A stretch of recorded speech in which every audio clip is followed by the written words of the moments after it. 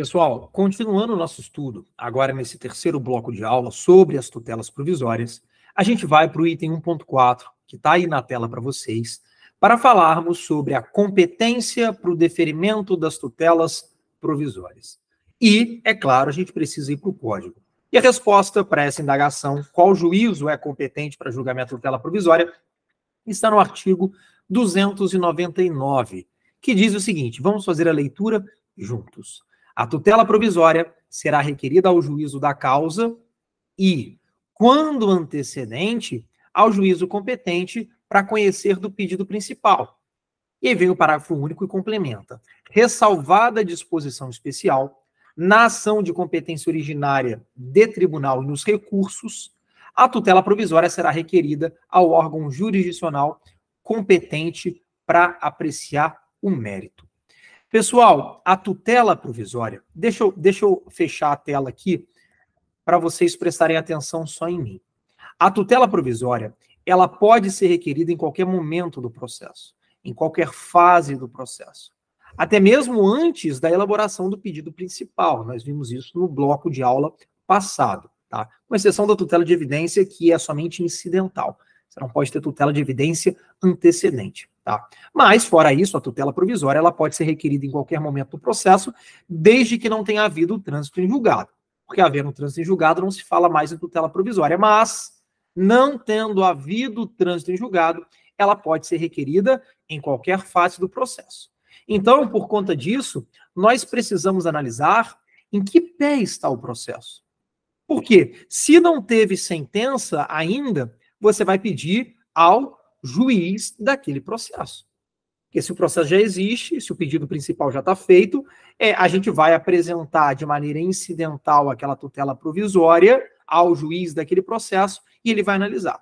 Agora, se já houve sentença, você vai ter que analisar se houve também interposição do recurso, que aqui no caso é a apelação.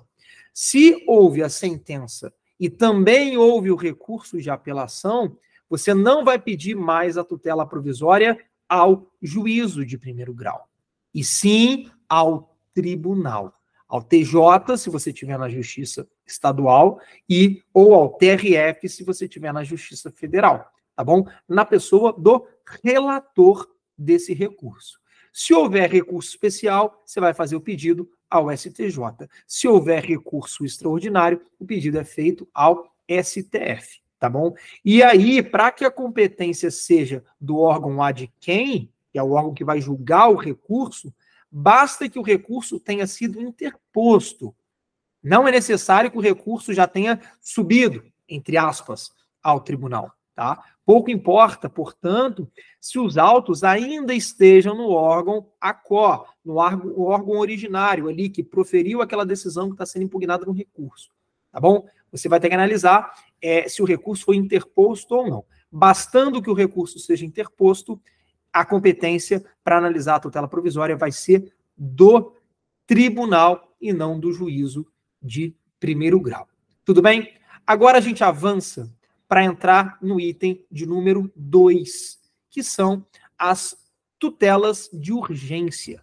Vamos estudar agora as tutelas de urgência, pessoal. A de evidência vai ficar para o próximo tópico. Vamos focar agora nas tutelas de urgência. Como nós já estudamos, deixa eu compartilhar a tela aqui com vocês, porque eu mudei o slide aqui. Como a gente já viu, a tutela provisória, ela pode ter fundamento tanto na urgência quanto na evidência. O que a gente vai estudar agora é a tutela provisória de urgência. E a gente começa falando dos seus requisitos, que aqui eu coloquei como item 2.1 para vocês, tá bom? O primeiro requisito, pessoal, é o requerimento da parte. Primeiro requisito é o requerimento da parte. Apesar de haver certa polêmica na doutrina, prevalece com segurança que o juiz ele não pode conceder uma tutela provisória de urgência, a gente está trabalhando a tutela de urgência, de ofício. Tá bom? Ele não pode oficiosamente, ele não pode, sem provocação de parte ou do MP, ele não pode conceder uma tutela provisória de urgência. Isso existe em razão do princípio da demanda, que obriga que haja uma provocação para que o juiz decida em tutela provisória de urgência, tá bom? Em corrente minoritária, eu cito aqui, por exemplo, Cássio Scarpinella Bueno. O Cássio Scarpinella Bueno, ele vai entender que é possível a concessão de ofício, uma vez que o juiz perceba o preenchimento dos requisitos. Então, se o juiz verificar, no caso concreto, o preenchimento dos demais requisitos para a concessão da tutela de urgência, ele poderia oficiosamente analisar e conceder essa tutela. Porém, essa corrente é minoritária. O Nelson Neri, por outro lado, bem como a nossa jurisprudência, entendem que deve haver pedido expresso, estando, portanto, proibido o juiz de conceder tutelas de urgência de ofício, tá bom? O Ministério Público, ele pode requerer a tutela provisória de urgência na condição de parte? Sim, com certeza. Com certeza. Agora, na condição de fiscal da ordem jurídica, na condição de custos iuris, há divergência, prevalecendo que sim, que ele pode também pedir a tutela provisória de urgência. Esse é o primeiro requisito, então, é requerimento da parte ou do Ministério Público. O segundo requisito, está aí na tela para vocês, são elementos que evidenciem a probabilidade do direito. É o chamado fumus boni iuris. Lembra que em aula passada eu expliquei para vocês que o juízo na tutela provisória não é um juízo de certeza, é um juízo de probabilidade pautado em cognição sumária? Pois é, eu expliquei isso para vocês. Exatamente por isso, o juiz ele não precisa entrar em provas para analisar uma tutela provisória. Ele vai analisar a probabilidade do direito, e de maneira sumária, de maneira rasa, não de maneira exauriente, não se aprofundando nos elementos de prova do processo. Então, quando a gente fala em probabilidade, nós queremos dizer a demonstração de elementos que evidenciem a probabilidade do direito. O CPC passado, de 1973, ele falava em prova inequívoca, trazendo uma ideia que, claro, era falsa, de prova definitiva. E isso, felizmente, não foi mantido no CPC de 2015. Hoje, na vigência do CPC de 2015, as evidências que são exigidas não são evidências da existência ou da realidade do direito que está sendo pedido no caso concreto, e sim da sua probabilidade. E é justamente essa probabilidade que é chamada de fumus boni iuris, que traduzido para o português significaria literalmente a fumaça do bom direito. E para isso é preciso que o requerente ele aparente ser o titular do direito que ele alega estar sob ameaça, e que esse direito também aparente ser digno de proteção. É preciso que ele tenha uma aparência de verdade, tá bom? Bom, é claro que esse requisito ele não é avaliado individualmente. Ele não pode ser examinado isoladamente. O deferimento da medida de tutela provisória de urgência vai depender também da situação de perigo e dos valores jurídicos em jogo, tá? Esse é um dos requisitos. O terceiro requisito, está aí na tela para vocês, é o perigo de dano ou risco ao resultado útil do processo. Perigo de dano ou risco ao resultado útil do processo. É o chamado periculum in mora, traduzindo para o português, perigo na demora. Essa é a marca característica da tutela de urgência.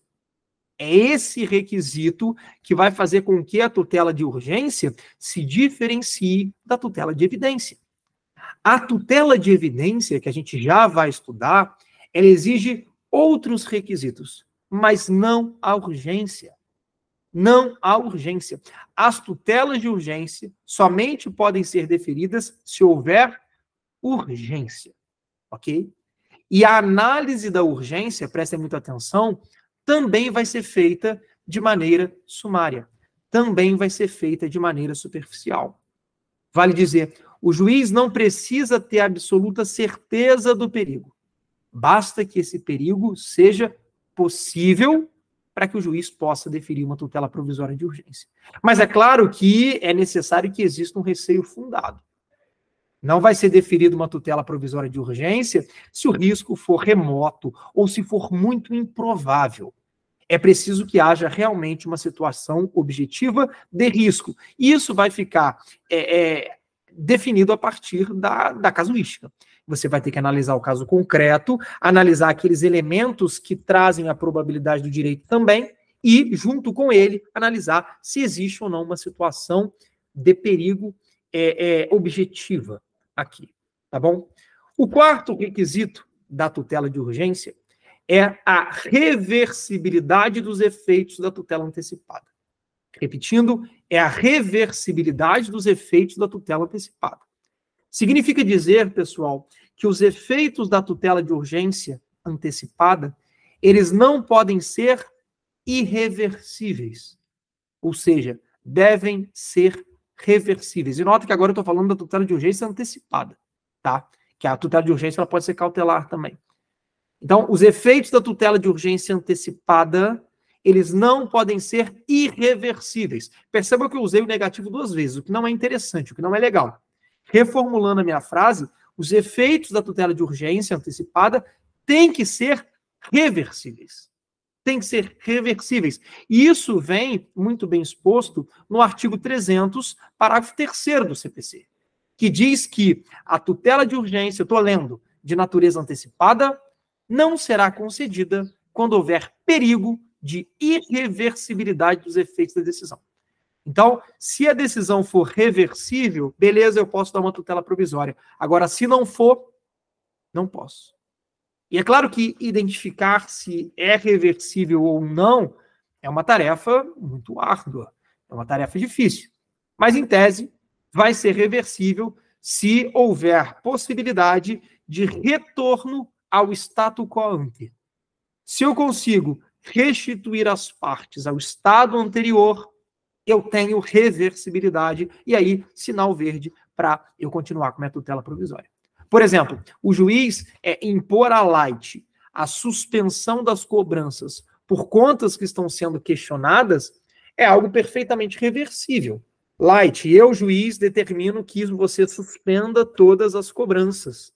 Se no final do processo a Light ganhar o processo, essas cobranças que estavam suspensas agora podem ser cobradas. Essa decisão é uma decisão reversível. Só que há situações em que não será possível reverter o status quo. Ou então será algo extremamente difícil. Nesses casos de dificuldade de reversão, o juiz ele não deve deferir tutela provisória de urgência antecipada. É preferível que ele indefira. E o quinto e último requisito, está aqui na tela para vocês, e eu coloquei entre parênteses que ele é um requisito eventual. Por que ele é um requisito eventual? Porque nem sempre ele vai estar presente, vai depender de casos concretos. Esse requisito é a caução, pessoal. A caução é uma garantia, é uma contracautela. Olha o que diz o artigo 300, parágrafo 1º. Eu não coloquei ele aqui, mas não tem problema, eu vou fazer a leitura dele para vocês. Olha o que diz o artigo 300, parágrafo 1º.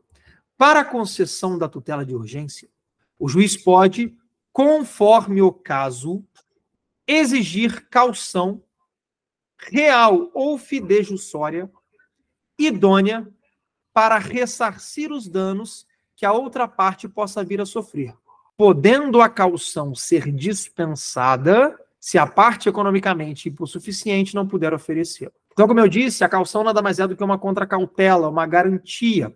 A finalidade da caução é garantir o ressarcimento de eventuais danos, caso a tutela provisória seja revogada, ou então que ela perca sua eficácia. Tá?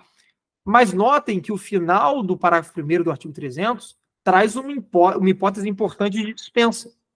Se a parte estiver impossibilitada de prestar caução por ser pobre, por ser economicamente hipossuficiente, nesse caso o juiz ele não exigirá, tá? a caução. Só que mesmo assim ele vai ter que tomar muito cuidado no deferimento da medida, tá bom? Então, se o juiz ele percebe que o deferimento da tutela pode gerar algum dano para outra parte, ele pode exigir aqui a caução. Essa caução ela pode ser real ou pessoal, ou fidejussória, né? E tem que ser uma caução idônea. É claro que o código não fala mais sobre o que ser uma caução idônea, tá? O juiz ele vai, no caso concreto, analisar essa idoneidade. Ok? Avançando, vamos falar, dentro ainda da tutela provisória de urgência, sobre a responsabilidade civil do requerente. Item 2.2.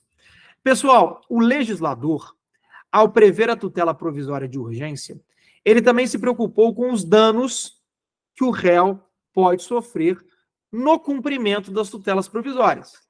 E aí, por conta disso, o artigo 302 atribuiu uma responsabilidade objetiva ao autor pelos danos que ele ocasionar à outra parte, né? Tanto em tutela provisória de urgência antecipada, quanto em tutela provisória de urgência cautelar. E essa responsabilidade objetiva significa dizer que eu dispenso o elemento culpa. Basta uma responsabilidade com 3 elementos: a conduta, o nexo causal e o dano. Vamos fazer a leitura do 302. Olha só, artigo 302. Independentemente de reparação por dano processual, a parte responde pelo prejuízo que a efetivação da tutela de urgência causar à parte adversa, se... Aí traz 4 incisos aqui, né? A sentença lhe for desfavorável, se obtida liminarmente a tutela em caráter antecedente, a gente já vai estudar o que é isso, não fornecer os meios necessários para a citação do requerido no prazo de 5 dias. 3, ocorrer a cessação da eficácia da medida em qualquer hipótese legal. E 4, o juiz acolher a alegação de decadência ou prescrição da pretensão do autor. E parágrafo único, a indenização será liquidada nos autos em que a medida tiver sido concedida sempre que possível. Então, o que eu quero explicar para vocês aqui? Como a gente tem, na tutela provisória, uma forma de entregar já alguma resposta jurisdicional ao autor, não necessariamente ao autor, é possível que seja contra o réu, para o réu também, mas vamos por partes aqui. Há uma parte que geralmente é o autor. Como a gente entrega algo para o autor antes do momento em que se comumente entrega, isso gera para o autor uma responsabilidade civil objetiva de indenizar a parte adversa caso depois aquela decisão não se mostre como sendo a correta. Então, por exemplo, se eu entro com uma ação em face de você pedir uma tutela provisória para que você construa um muro, você vai e constrói o muro. Só que depois, por exemplo, no final do processo, a sentença julga improcedente o meu pedido. Então, quem tinha direito no final das contas era você e não eu. Então, só que, nesse caso, você já construiu o muro, você teve um gasto com isso. Eu vou ser obrigado a te indenizar. E objetivamente, independentemente de culpa. Então, a gente tem que ter muito cuidado no momento de executar provisoriamente aí uma tutela provisória. Porque isso pode gerar uma responsabilidade civil daquele que está executando essa tutela provisória. Tudo bem? Vamos fechar esse bloco aqui. Na nossa próxima aula, no nosso próximo bloco, o 4º bloco, a gente vai entrar no item 3 para falar da tutela de evidência.